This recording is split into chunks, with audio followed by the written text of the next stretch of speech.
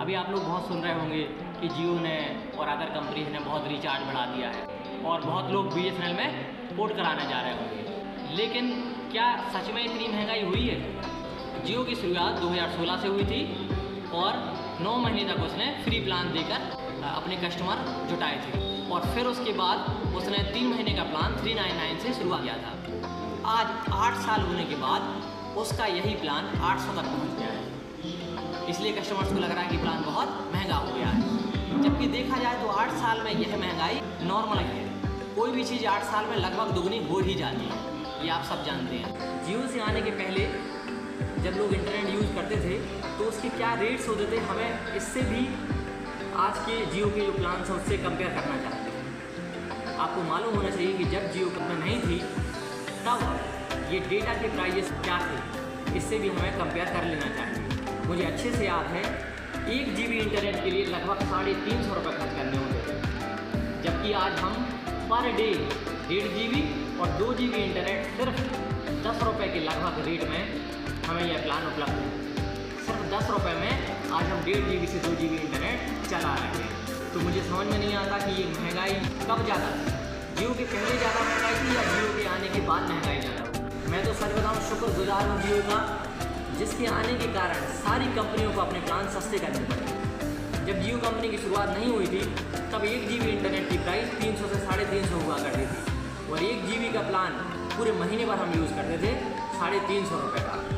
आज हम 2 GB internet per day खर्च कर रहे हैं, यानी लगभग 700 रुपये का इंटरनेट हम डेली यूज़ कर रहे हैं, वो भी 10 रुपये में।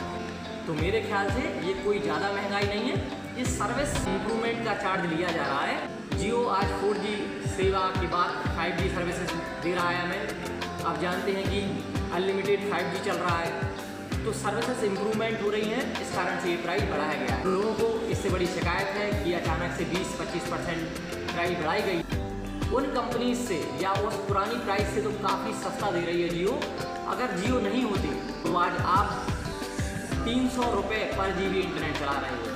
ये जियो के कारण ही है कि आप 8 रुपये से 10 रुपये इंटरनेट पर GB चला पा रहे हैं। तो अभी भी ये कोई बहुत ज़्यादा चार्ज नहीं है, ये एक नॉर्मल चार्जेस हैं।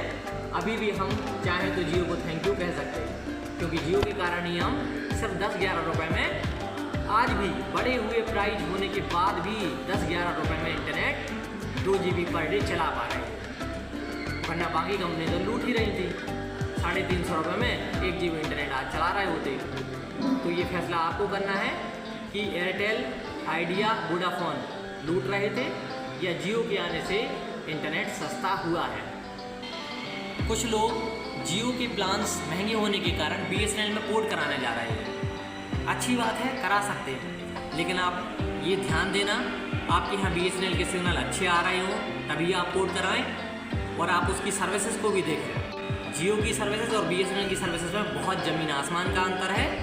BSNL का फुल फॉर्म लोग कहते हैं भाई साहब नहीं लगेगा, BSNL भाई साहब नहीं लगेगा, यानी जियो की जो सर्विसेज हैं और BSNL की सर्विस में बहुत ज़मीन आसमान का अंतर है।